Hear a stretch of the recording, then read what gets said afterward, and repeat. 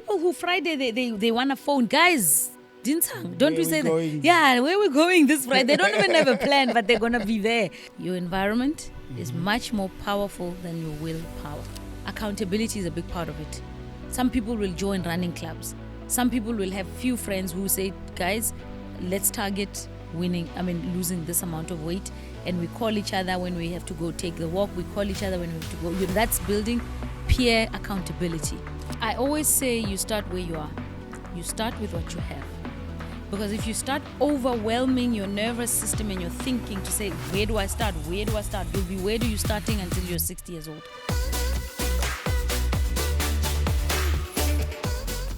Welcome to another edition of Mindset Profits. Your fave is back. We are chilling by her garden, and she's calling this conversation today Conversations in the Garden. Welcome to my garden, Ntando. Chilling by a beautiful garden in the heat of Lepalale, and we are talking about how to make success easy and how to make failing difficult. Because a lot of people have it twisted. A lot of people have it the other way around. They've set their environment, they've set systems around their lives that make failure inevitable. And a lot of people don't realize that it is possible to structure your life in such a way that doing well, making progress becomes easier and becomes inevitable. So we have the right person to talk to this. Neuro-encoding coach, the channel's fave, Phuti. Once again, I love being here. Thank you for having me again. I think with what you just said, of course, failure is easier than success. Because that's just human nature. It's nice to sit and do nothing and sit and drink all day, eat all day, watch TV. It feels good. And those are the ingredients of failure. Of failure, yes. It's just, I think it just really honestly goes against human nature, And then long term, you are either poorer, or you're more overweight, or you have an addiction problem. It just never works. Because you threw in a concoction of the ingredients. Yes. Neuroencoding, this is your school of thought. Explain it so everybody has context to where you come from when you speak to this. We had a conversation earlier about be, do, have. I promise you that there are very few topics that you cannot frame in that. Be, do, have. We spoke about being the being. You are a human being, your identity. Yeah. Then now today with failure and success, and it's the do. What do you do in order to have, right? Okay. So today we focus on the do, right? The habits, the systems. Okay, and we'll get into that. So what I would like to start with is to say there's a framework that we use, and we can get into that. I love it when you talk frameworks. I know it's going to be fun. And we won't get to explore all the elements. I know we'll get stuck on one. But anyway. But that's how you roll anyway. So let's go. If you stop talking so much, Ntando. I will. So it's rails. RAILS. Rails. Okay, rails. Okay. Rails. RAILS, right? Friction. So remember the acronym is rails. Ne? Then there's a concept called friction. Ne? What you want to do is you want to put a lot more friction between you and what you don't want. Okay? Okay, so you're putting friction between you and bad habits. Yes, more friction and less friction between you and your the goals. Good habit, the good everyday do's. Remember, it's not about action. I can go to the gym today and lift 100 kilograms for 7 hours and never do that again. I will not lose weight, right? That's action. We talk about activity, and that's part of the neuroencoding work. Activity becomes a big part of everything. What you consistently continue to do. Okay. Will it's patterns. Again, we're forming patterns, and with that, there will be a certain type of result. That's just how things work. We spoke about it when we started. If you're enjoying your life too much and going with the good things, chances are it's not going to end well for you. That's just That's just human nature. I don't know who created that system, right? But also what we want to do is we want to now make sure that we default to our best behavior. Because I like because that will help achieving those goals easier. You know, the overachievers and all these productivity coaches and everyone, they talk about the top 1%. The top 1%, because it goes against human nature to want to always be overperforming, always being on time, always doing the right things. Always be intense. Yes, you understand. It does. I'm not saying you don't do it. I'd love to always be there at the top, and you understand. And that is why we say the top 1%, meaning 99% of the people are not doing it. Some because they don't want to, but some because they don't know how to, some because they just don't even think they can do anything different. They don't have that concept, right? Yeah. So you want to put more friction between what you don't want and less friction between you and what you want. When you put it that way, I get what you mean. Try and make it simpler. Okay, so let's go to Rails. For example, let's do Rails quickly. It's remove friction from the good habit. Then A is add friction between you and the good habit, right? Bad habit. Add friction between you and the bad habit. Yes, you're correct. Yeah. Right? R-A. Yeah. There's a concept called an if-then plan. I will name it that. So I is for if-then. Ne? Okay. If-then says, if I buy that tub of ice cream, right, I will only have it when I come back from the gym, for example. Okay. If-then plan. Okay. If I Right? do this, this is the condition for me to enjoy it. Absolutely. Ne? L is lock in the automation. Lock it in. So that's you now removing yourself from, and that's the systems I'm talking about. Lock that in. Okay, so you got to know, for me to be able to do this, it means I put an alarm clock there at the end of the room with my sneakers, with my gym clothes and my gym bag and my car keys. So when that alarm clock goes off, I'm not pressing snooze. I'm getting You have up to get out of the blanket. and by the time... That's what I do, by the way. Exactly. So you're locking in their system one way or the other. And it also talks to what? To doctoring your environment so that it's more conducive to you taking part or taking activity, that good activity. You understand?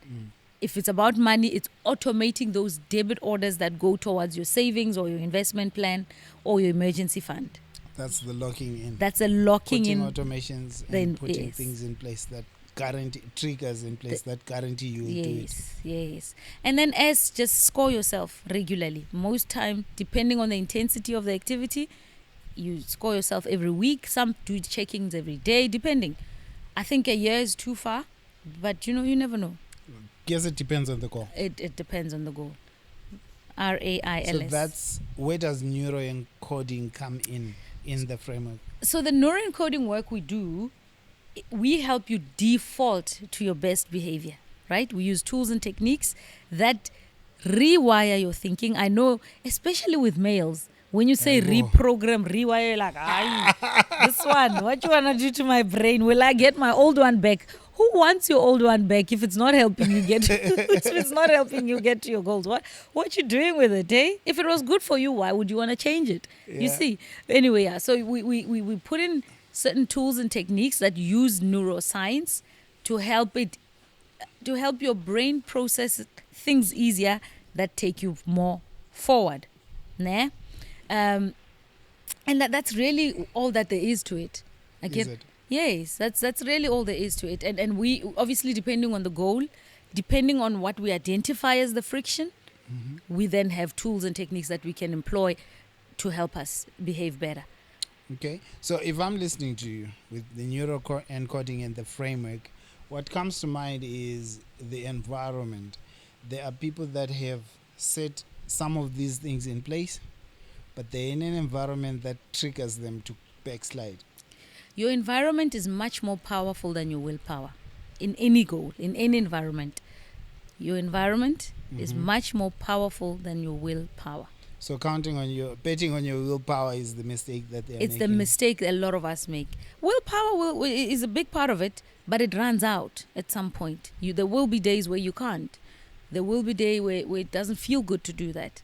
You understand? So when your system is built in such a way that despite that, the chances of you not following through are lessened, then you understand your chances of winning are higher. That's what we try to do. So it's your habits. When you say remove friction, let's go to the framework. When you're removing the friction, give us examples. So let's do. I use weight because it's a lot of people can identify it. Let's use the money stories, right? So say for example, when I'm stressed, I overspend. Let's say I go shopping and I buy things that I know I don't need, that I most times regret later, and maybe I never get the time to return them to the store before the deadline. That's a bad habit because most times you're using debt, you're using credit cards. Let's say. So one way of doing it is taking away the credit card, taking it away.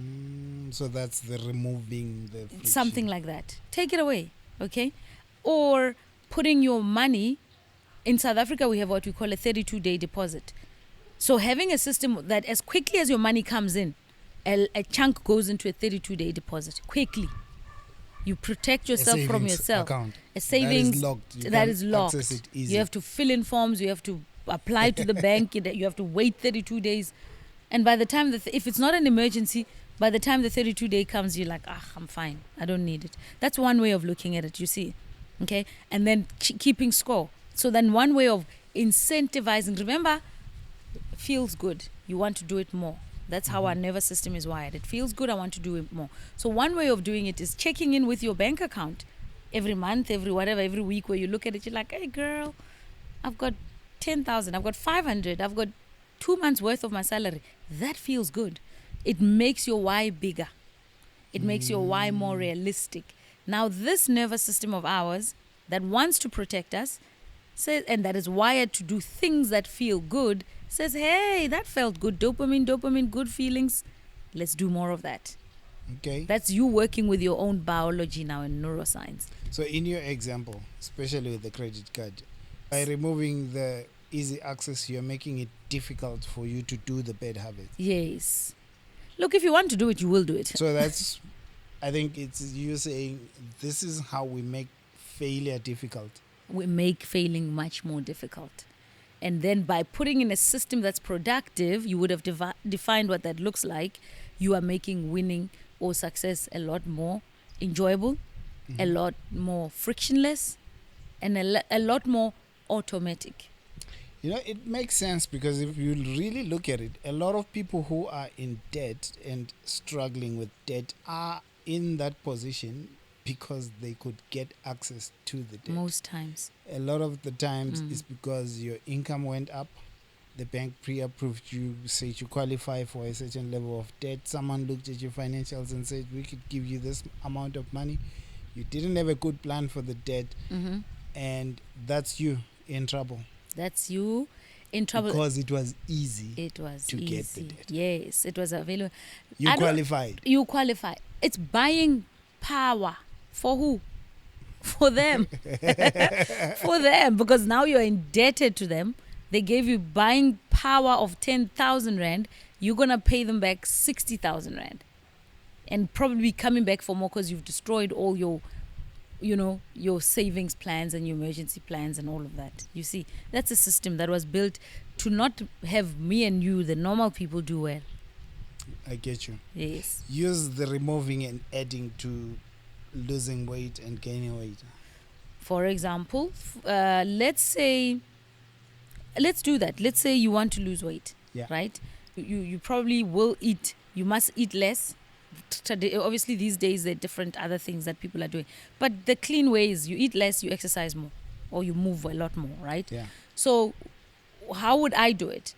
I would then know that I need to eat healthier, for example. What that means is in my house, I will not be able to open my fridge and see all the junk food. There will be no junk food in my cupboard.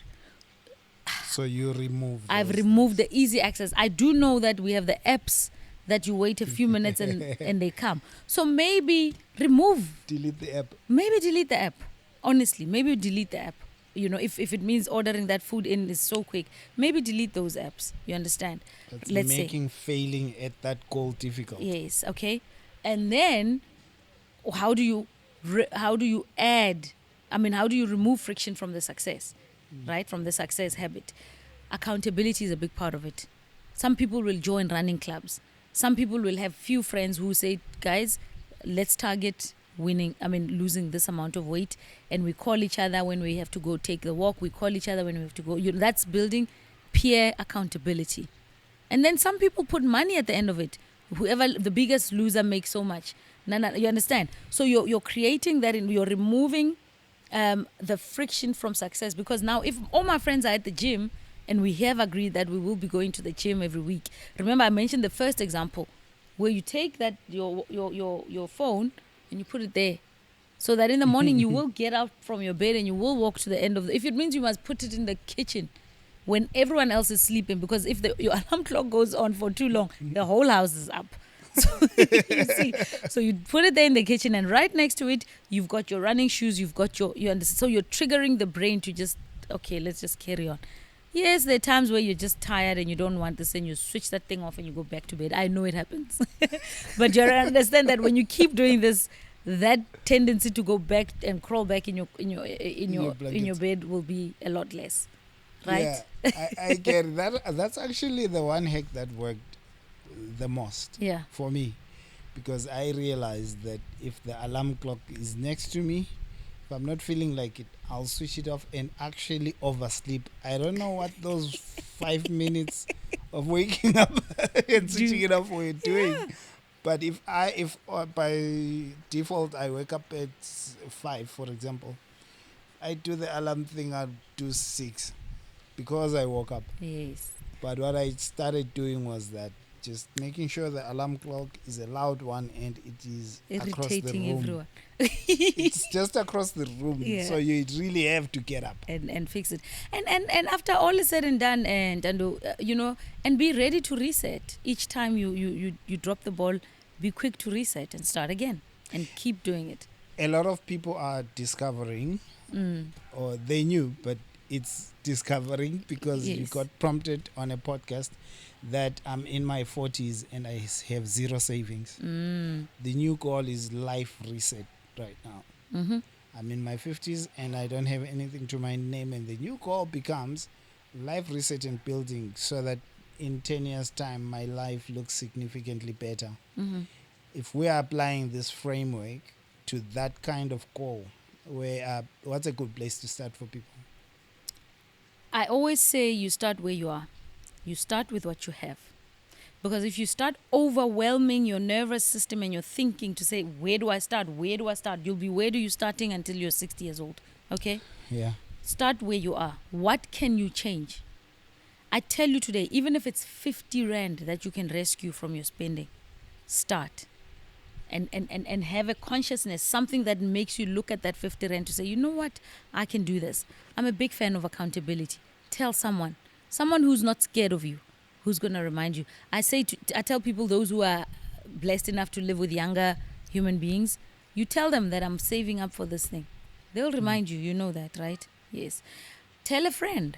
So one place could be, if I decide I want to turn my life around, I tell a friend or I tell the accountability partner that, look, this is where I am. I'm in debt. I'm in this situation. I've lost my job, but I'm giving myself 10 years to turn my life around. I'm going to be giving you check-ins. Yes, that's accountability. That's a healthy friendship. That's a healthy relationship, because you're with someone who wants to see you do well.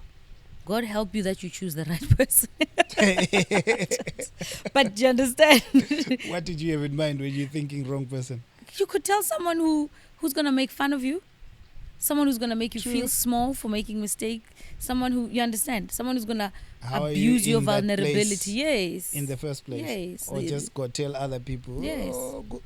You understand. He's going through the most. The most. And now everyone, when you're around, you understand. I mean, that's unfortunate. It may happen. No, there's no guarantee. So it's just be careful. It's just be careful, right? Build a team, build a network. There are a lot of savings clubs on Facebook, believe it or not, where you can start a savings club yourself. call a few people to say, how about we save together? There are lots of them on Is it? social media. Savings challenges, I would advocate for. Hey, putting money. No, but you know a new way of looking at this. I know someone, a family member, who's part of a stock fair. They used to call them society in the olden days. They would bury each other and stuff like that.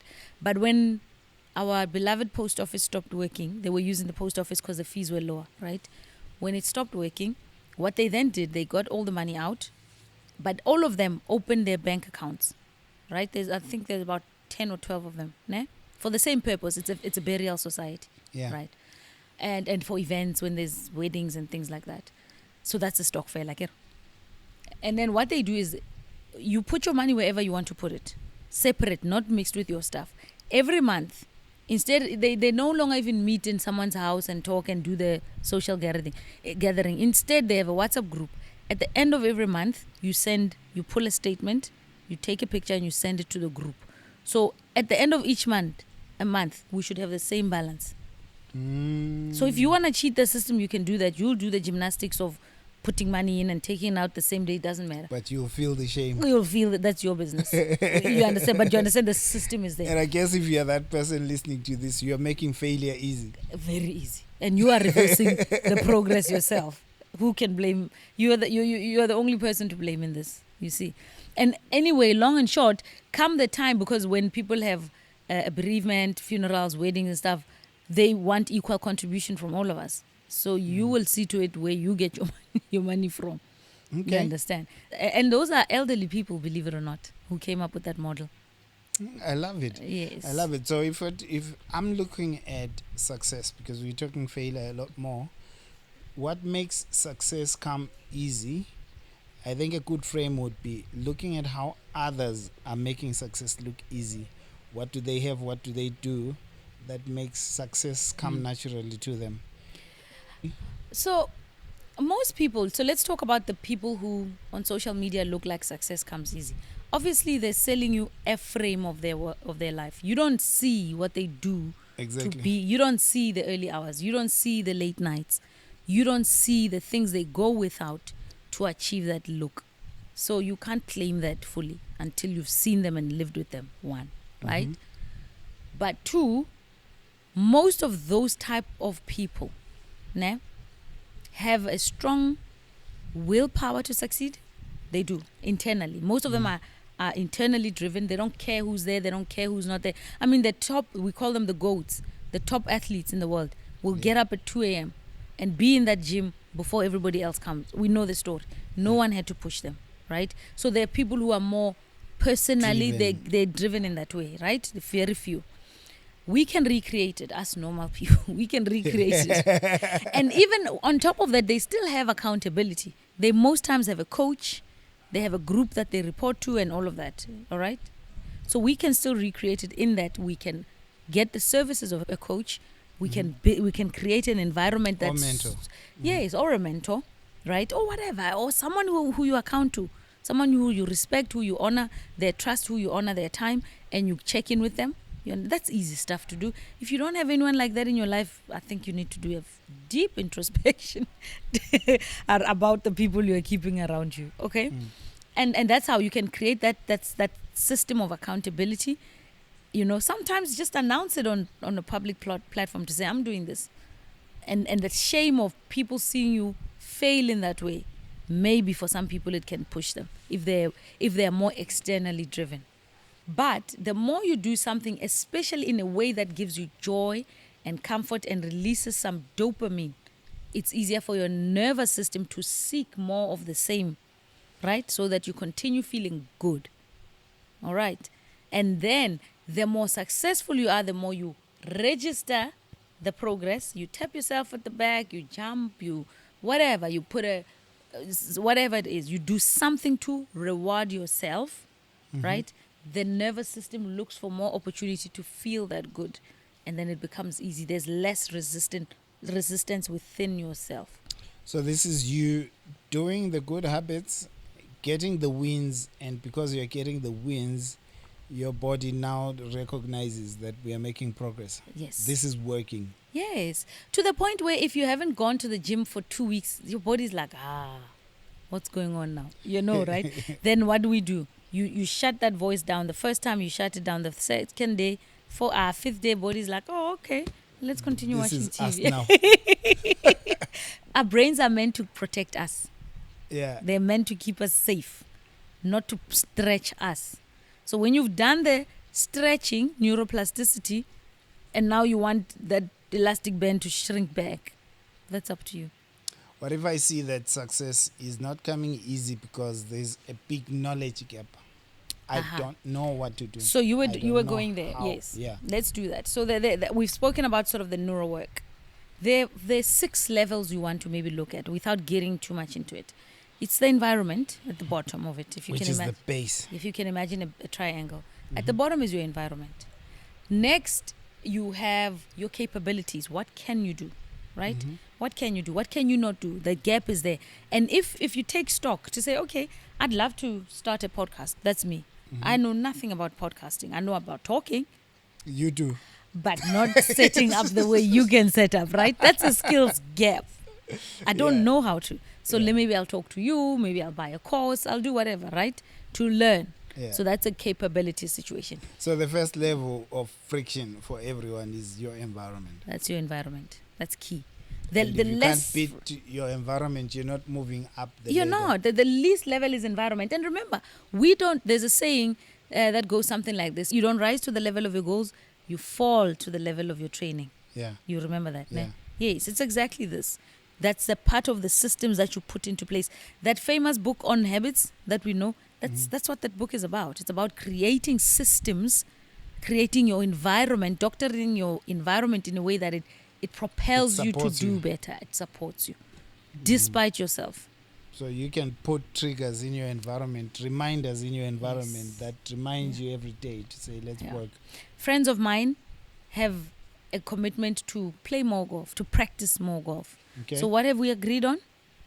When I've been on the golf course practicing, I put a message in the group, or I take a picture of myself to say I'm at the course doing this and this. If I get there and faff around, that's my problem, right? The penalty there is we put a small fee. If you miss a week of golf, you put money in a kitty.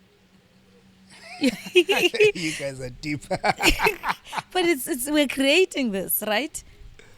So that's, you guys have intentionally created an environment that ensures that you do it. And where did that come from? It came from our last round of golf where we were all playing rubbish because none of us were practicing, right? Yeah. Yeah, so we saw it like, guys, we can't be doing this. Let's fix this. You understand? That's a light way of looking at it, but that's what we did. You understand? So you can find yourself in those type of situations. Okay. Ne? When Yes. we are talking about the capabilities and the skills, this is you looking at what you need to do. Maybe I need to build a business, but I don't know how to promote it online. Yes. So you can recognize the You know. skills gap that's slowing you down. You can recognize it. How do you recognize what you don't know, Ntando? Is when you have a metric.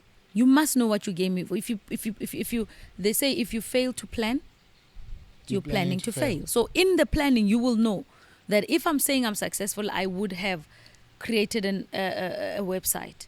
I would have created some content, whatever it is, or I would have bought the stuff I'm going to sell on my e-commerce platform. Do you understand? So you would have those metrics that you're going to measure yourself against, right? So that is this. Then you will know, I need to have a website. Okay, do I learn how to make websites? Do I find someone who can make me a website? Because if I don't have the skill, do I want to take the time and learn? Or do I want to pay someone who's already able to do that? And maybe I focus on learning how to create more content or whatever. You understand? That's now, and some of the things you don't know that you don't know them until you realize. You're exposed. Until you're exposed, you're like, I still don't know that. And then what do? You continue learning and you continue learning. And in you trying to do that, say become a better golfer or create an online business, you become a better person. I like the exposure part because sometimes it takes you being around someone who's doing it with excellence for you to see that, this is what it takes. In NLP, you would know, we call it modeling, where you identify someone who sort of is your role model, who you would have seen Whether it's on Instagram or whether in a magazine or whether you've lived with them and witnessed it, whatever the story is, create a virtual reality of the thing you want. Your brain recognizes it, identifies with it, and says, hey, I've seen that, I can do it. One. Someone, a living person who's maybe from a similar background as yours or from your neighborhood or whatever, right? Call it by name. This is the person I'm modeling. One. Two, what beliefs did they need to have to be able to achieve that? And these days, finding out what someone's beliefs are is very easy. You can read articles, you can watch a few of their clips or whatever, or you can ask them if you have access to them, right? Beliefs. Read their books. Read listen their books. to them on podcasts. So much, ne? These days we have a lot more access, right? So what beliefs did they have to have for them to be able to achieve that thing? And three is a physiology. What did they have to do? How do they do something in order to achieve that? And you model that. Make it up if you don't know it. You know what you need to do to get to that. Write it down, internalize it. Obviously, you know, through modeling, there are processes that we do to encode that in your system. So your brain knows it. There's less friction. We're comfortable with it. It's easier to do. You see that? Okay. So if you want to make success come easy, number one, beat the environment. Create an environment that supports you. Number two, recognize the skills and capabilities gap that's there, because the reason you're moving slow is because you don't have the certain level of skill in areas where you need skills and competence. Number three, the behavior. Remember, there's a behavior, there's activity. Habits. There's a habit. There's something we need to continue doing in order for us to achieve. So that's level. So now there are skills and competencies. Then we go up to your habits. It's actually behaviors, yes. What you do, and then we've got the skills and the competencies. Behavior was number two. Remember, you must know what you can't do first before you know what you know. You must do something first to know. Oh, okay, I can't do this. You see, that's how you remember it. All right. So do an audit of your habits, because you've got habits that are making failure come easy. You've got habits that are making success difficult. Yes. And what you want is to reverse these. Yes. So that the habits that you have, the things you consistently do every day, are the things that make success come easier. Absolutely. And then we look at skills and competencies. All right. After that, what else is there? My favorite topic, beliefs and values. Remember, values, simple terms, are the things that are important enough for you. Important enough. And beliefs are the things that you believe about yourself. The things that you hold true no matter what. That's why we call it a belief. That is the truth.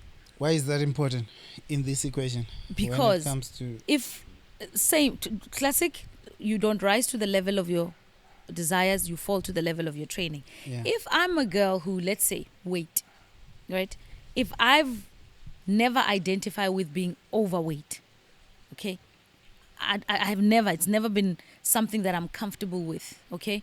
I don't believe that a girl like me or me should be overweight, you understand?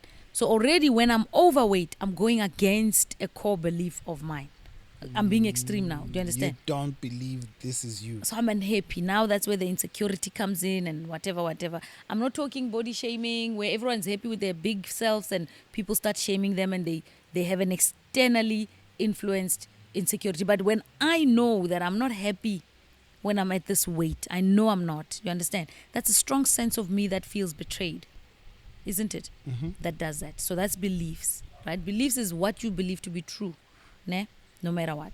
And then your values are the things that you deem important. So then if it's important, we will do it. Yeah. So that's the level of beliefs and values. So you're saying a lot of people, some people are failing, and failure is coming easy because the values they have are low in standard. It is, yes. Yes, they're low in terms compared to everything else. It's more valuable for me to do what? I don't even know. To buy those expensive shoes that I cannot afford because I belong to a certain social club when I have them. That gap, that values gap, is wider because in reality I cannot afford it. But it's more important for me to continue belonging, right? So I act like I can afford it. Do you understand? So you're saying it's more valuable to me to impress people than to build financial security. Yes, and go and wear the same shoes to everybody's wedding. That's, you understand, that's because it takes that, it takes you, if you cannot afford to be in a situation, it takes you going without and having them talk. I did that. I had to do that when I realized that this path I'm on is not going to get me to where I am or where I want to go. I had to make those decisions, meaning at the time my peers, we were getting married, we were younger, and you show up at this one's wedding with the same dress, that one's wedding with the same dress. You come to my house, I'm using the sofas, the couches that my mommy gave me. I'm not eating out with you anymore, because I couldn't afford it in light of the goal. So that You became couldn't more afford it, important. or you didn't value impressing people. I couldn't afford it. That's why I was in debt. And also, I still don't believe it, but we'll talk to it. open. I wanted to mention, I'll tell you my story so Yeah. you can believe me. But also for me, the desire to do well financially, because I knew it, I'd seen it before. The desire to do well financially was bigger than the social pressure for me. It was more internally driven. It's like an athlete who values their peak performance more than showing up at a cousin's wedding or whatever, right? I'd rather go to a training camp to improve my fitness than go to a wedding. For some, it's like, oh, how could you miss your cousin's wedding? The fact is, for them, being that peak performer meant more at that time, to be honest with you. And most people can't handle that. Cannot handle that, What's the story that you say? My story, my friend. Wait, before I'll tell you my story. But so You so, got me stuck there. so 4. Let's finish what we start. All right, 4 is the beliefs and the values. Yeah. 5th, another favorite topic of mine is the identity. What do people? If I'm Ntando Maseko and Who isn't Ntando? Who isn't Ntando? A Phuti who is successful, a successful businesswoman who's good with her finances, who works hard at being good at her finances. What are the type of things that she does? Okay? It means I will probably have to go without a lot of things because I cannot afford them. Or it's not time for me to have them. Or I'd rather be doing something else. And that means if I'm in a social club that the cost or the tendency to belong or the requirement to belong into that club is to go out, go on expensive holidays, chances are I no longer belong there because I cannot afford it, or it's not a priority of mine at that time. Do you see? That's the I'm Phuti. listening to you and thinking that fits into, let's give an example of 2 people. One has an identity that says, I am an investor, I am a builder, and this is building season. Yes, sir. And another says, I want to enjoy my life and I want to belong. So the identity is, you only live once. Thank you. I'm going to enjoy my life. I'm going to enjoy my 2 life. different identities, 2 different paths financially. Yes. And 2 different results And 2 different financially. results. I mean, there are people who Friday, they want a phone. Guys, Dinsang, don't Where we we say going? that? Yeah, where we're going this Friday. They don't even have a plan, but they're going to be there. And they're going to do whatever it takes to get there. There are people who do that. Because for them, Friday means fun time with the guys, with the girls, and we're having fun. It's okay. If that's their identity and they're in alignment with that, don't judge. And I don't. I really don't. It's good to say. Yeah. You can't judge because I'll tell you, there's a friend of mine who was sending this clip of, there's a guy who was asking a smoker, do you smoke? Says yes. How many times a day? Guy gives a number. How much does it cost you a day? Gives a number. How many years have you been smoking? Gives a number. So this guy runs a calculator and says, so if you are taking every month since the time you started, the money for smoking and investing it, you would have bought an aeroplane. Absolutely. So this guy says, the smoker, do you smoke? And he says, no. And he says, where's your plane? Truth. And that's really fair. So you can't judge. So this guy was sending it, was saying, I drink, and for me, the need to have money to buy the alcohol is what drives me. And that's it. Also okay. As long as, and I really respect and love people like that. Because they own their reality. They're not going to sit here and act shocked when they're 60 years old and they've got not enough savings or no savings at all. That's okay. For me, there's less friction in your brain There's less hate towards yourself. There's less cognitive dissonance. You understand? Where you're misaligned in your being. You understand? So, what's the last one? And maybe just a disclaimer. What you will notice is it was getting darker as we were talking. It's part of what happens when you shoot outside. So, yeah. Nature. Nature is, can we say it's cooperating? As we're wrapping Nature up. is doing what it's doing. As we're wrapping up, it's getting dark. So we increase the lighting a bit, but it's Yeah. probably going to get darker as well. Yeah. So the last one is purpose. Now that's where you know your big why. What am I here for? Why am I doing this thing? Why am I going without all of these things?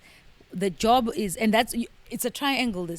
That's right at the top now, where it's about your vision, it's about your ambitions, it's the bigger picture. I Yeah. dare say this, it's not guaranteed. So a lot of people never start because there is no guarantee. You may fail more than once, but I sit here and I say, I will do it 100 times because the why is bigger. So I've already made that decision early on. So when I fail, it's easy for me to get back up again. I said reset. Make it very easy for you to reset. When I fail, I get back up and I try again. And most people in business and entrepreneurs and stuff will identify with what I'm saying. If your why is big enough, Yes. you will have the push. You will have the push to You keep have going. this. Yes. Or you'll find the strength within yourself. You will. Most times you will. Find that thing that pushes you to that point. As long as all your hormones are in place, we're not depressed and all sorts of things that we don't know about. Okay? This has been deep, man. Let's break it down one by one. What are the levels again? Number one, we said environment. Because your environment sometimes is not cooperating. It's much stronger than your willpower. It's stronger than your willpower. Mm-hmm. Your intentions are great, Yes. but your environment keeps kicking you back. Yes. And your environment keeps creating the comfort that you don't need. Yes. The complacency don't that you don't need. Comfort zone is the biggest enemy of progress. Biggest comfort zone. It's I wish we could do a 10-day study on just comfort zone, but you get where I'm going with We that. probably will. Next up, you say it was your habits. Your behavior. habits, your behaviors, yes. Because you need to recognize that there's things you're doing every day that are moving you backwards. Yes. 1 step forward, 10 steps back. 1 step forward, 10 step backs. And if you're someone with a goal of resetting and changing your life because you're in your 40s, you're in your 50s, you really need to recognize what you are doing, what you've been doing consistently every day. Yes. That's gotten you where you are. And then, while we're still on habits, permission to reset at any time. We don't have to wait for New Year's resolutions. You don't have to wait until you're 55. Start any day, any time, and keep restarting until you get it right. Give yourself permission to do that. Beautiful. And then next level, Is what we said is your capabilities, your The skills. skills. Yes, right? understand that if you're going to move, there's a speed that you move at Yes, if you don't have skills. And absolutely. that speed changes the more skilled you are. Absolutely. Collapse time by learning more or having the resources to do more. Either you pay for that skill or you invest in doing it yourself. Whatever you have, either you have the time or you have the money, you decide. Or you can buy the skill by Yes. outsourcing and paying someone else to cover you, Mm-hmm. or just hiring someone, Yes. and you can pay to learn. Or you invest the time. You either have time or money. Yeah. All right. Yes. Great. After skills, we It's said your the third level. beliefs and your values. Mhm. Okay, who you see yourself as, and What's important to what's you? important What do to you you, believe? what you believe, right? Mm. And then we have identity. That's the who am I? People like, if I'm saying I am a runner, what do runners do? They get up in the morning, they run a few kilometers, 10, 5, 15, whatever you've decided, right? And they come back home and they eat healthy to maintain that effort, right? If I'm a bodybuilder, also, I heard somewhere that they don't eat. They don't say we're eating. They say we're packing up protein. We're packing up protein to support the building of muscle. Yeah. And I think that's what makes it worth their while. I don't know, right? And then the last level is the purpose. That's the big fat why. Why are you doing what you're doing? Is it important enough for you, right? Are you willing to keep doing it and doing it and doing it? That's the vision. That talks to the vision. That talks to the ambition. Thank you, my friend. Do you still want to hear my story? Let's conclude with the story. Okay, so early on in my career, when I started working, I knew what I needed. I knew it. I had read the books, The Rich Dad Poor, all the books. Mm-hmm. My environment at the time did not support that. Guess what happened? It was just before the National Credit Regulation Act came in. And for some reason, there was a big drive to get all the credit out. And I'm a professional. I'm young. Guess where I got all my cards, all my credit cards? In the beloved post office. Okay. All of them. All I had to do was to swipe and activate. That was what was happening there. I had two of the big banks, and one retailer that also offered a credit card in my post box. Not on the same day, obviously. Okay. And yes, I held on to them. So you had a couple of credit cards. I guess it comes with being a chartered accountant. I wasn't even. I was still doing my board exams and stuff like that. I wasn't even. You I was weren't just a qualified professional. Yes, I was still a professional though. You understand? Okay. And I held on a bit because I knew better, and they invite you. So what I did is I bought a flat very early on because, the dots are there, but they're not. So I knew to buy my first property early on, and I did that. Yeah. Forgetting that when you do your affordability, you do what? You calculate the installment, the bond repayment. Yeah. There are levies to be paid. There are the rates and taxes to be paid. There's the electricity, there's the water bill, depending on what complex. Fast. I was living alone. I had no black tax situation. So I'm not even going to blame anyone in my family to say I was taking my sister's whatever, or my brothers, none of that. It was just me, myself, and I. Getting in the morning, getting to work, after work, eating out, buying clothes, buying shoes. I did that for about 2 years.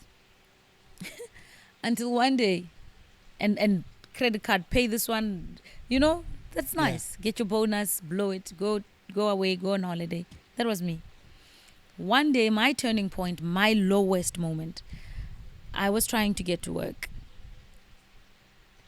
There was nothing in my credit cards, all of them. Nothing. They'd run out. And I think I still had about 3 weeks till my next payday. And remember, that payday was no longer enough. It was just there to service all these credit cards, reuse, pay the levies, pay the whatevers, right? I had to call my mother. Mommy. I had to call my mom.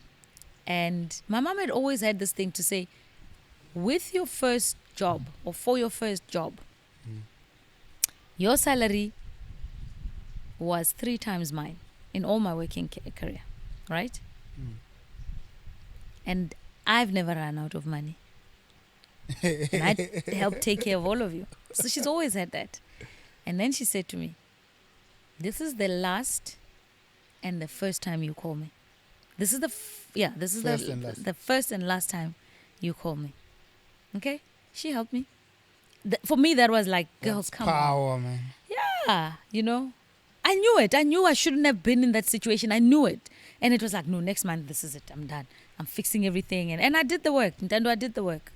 I cut up the cards. I would pay them. In those days, I wasn't using EFT. I would go and pay at the end of every month. Queue, pay it and pay it and pay it. That's a painful way to pay I did it. It's nicer on the phone. Miss out on the... almost with friends. Are you coming out with us tonight? No, I can't. Are you coming out again next week? Are you going out with us tonight? No, I can't. You think they're going to phone you number 3? No. No. They get the point after a few no's. No. I couldn't. So you set boundaries now. Well, the boundaries set me. But I love it. And I think because I knew better. I really knew better. And my environment was something that was easy for me to drop.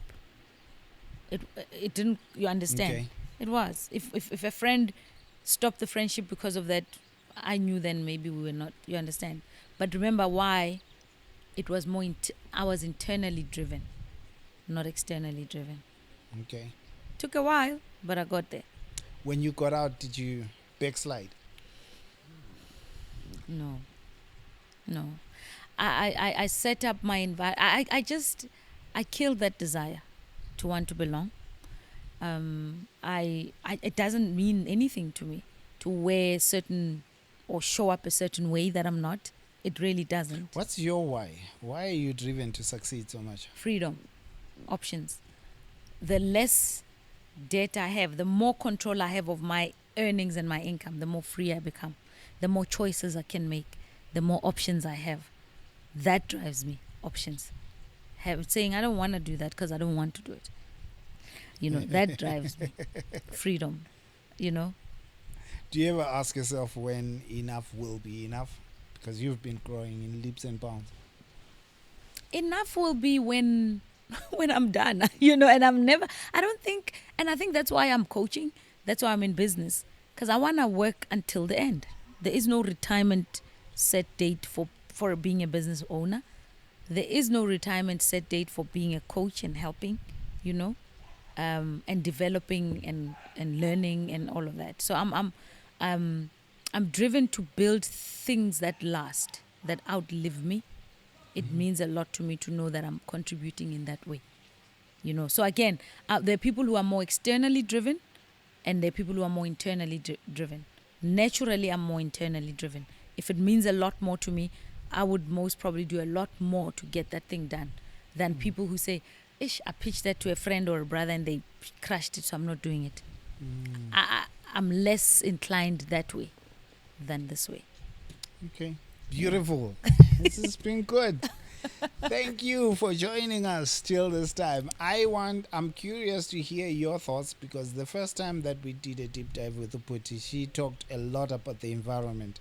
Environment stronger than your willpower. Yeah. But this time we did a deeper dive to all the other levels, neurological levels. Neurological levels, yes. That do slow us down in the pursuit of the goals, in the pursuit of this happiness that is so elusive for some. And how, if you want to make success come easy and more naturally, you need to be aware of all of them. Mm-hmm.